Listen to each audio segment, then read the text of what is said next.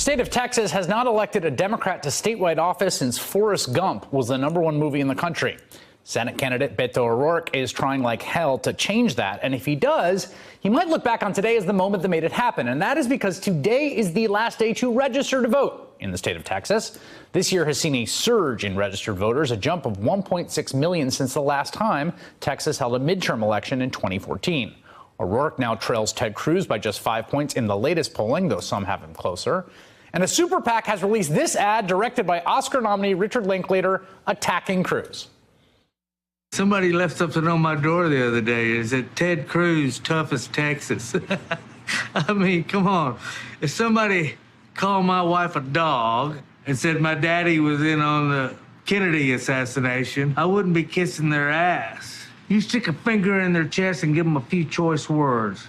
Or you drag their ass out by the woodshed and kick their ass, Ted. Come on, Ted. Joining me now is Texas Congressman and Democratic Senate candidate Beto O'Rourke. And Congressman, I should be clear that you do not approve that message. That is an independent group spending on your behalf. Yeah, that's not our stuff. I'm not down with super PACs. We're running this one with people. No PACs, no special interests, no outside interests, going to every one of the 254 counties of Texas. Today at Texas Southern University, here in Houston, after that at Rice, yesterday at Lone Star Community College. We are with people, especially people who've been counted out or written off, young people who aren't expected to vote.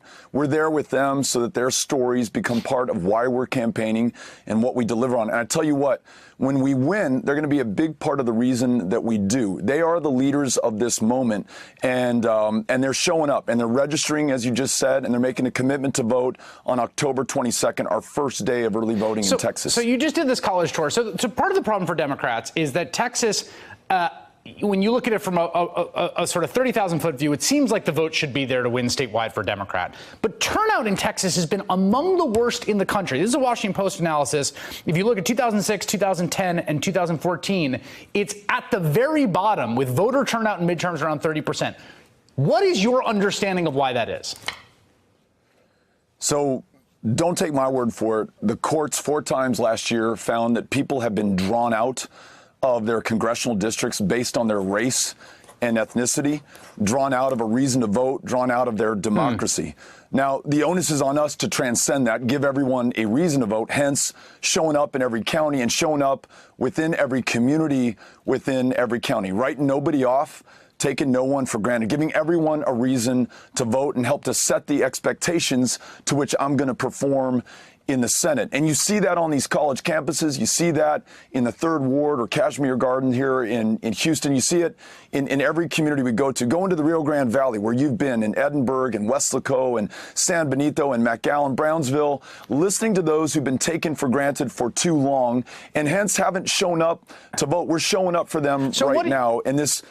Go ahead. Yeah, let me just, because those are places, the places you just mentioned are actually some of the lowest turnout in the state of Texas, which is already a low turnout state, right? Those places you just mentioned, particularly around the border of the Rio Grande Valley. What do you tell them about why it matters for them to vote for you, to send you to Washington and not Ted Cruz, that is tangible to deliver back to them? Couple of things that have come up in these town hall meetings, especially along the border. Ted Cruz has promised to deport every single dreamer. I say free dreamers from any fear of deportation by making them U.S. citizens. Let's keep families together. Let's never take another child from another parent at their most desperate and vulnerable moment. And let's insist that every child who's in a foster care home in Michigan, is in a tent city in Tornillo, be reunited with their parents immediately. Let's rewrite our immigration laws in our own image to reflect what we know to be true. Those cities of the border cities like El Paso, my hometown, one of the safest in the United States of America, not in spite of, but because of the fact that we are cities of immigrants. Nothing to wall off or militarize or be defensive about or apologize for. It's the example that we have set that can help lead this country in the right direction. And I tell you what, never a better time to be on or from the border. The people of the border want to lead, but we need to show up and make sure that their leadership is included in this campaign and then in our service. You know, I think the Ted Cruz play here, and I'm curious what you think this campaign is about, right? If you were to say what the one issue is, it seems to me that he thinks that he can kind of get you on cultural issues. The Texas is a conservative state and he's a conservative, and he can kind of push you away like that. On the issues, what do you see as the top issues in this race in terms of substance between the two of you? Things you stand for, things he opposes.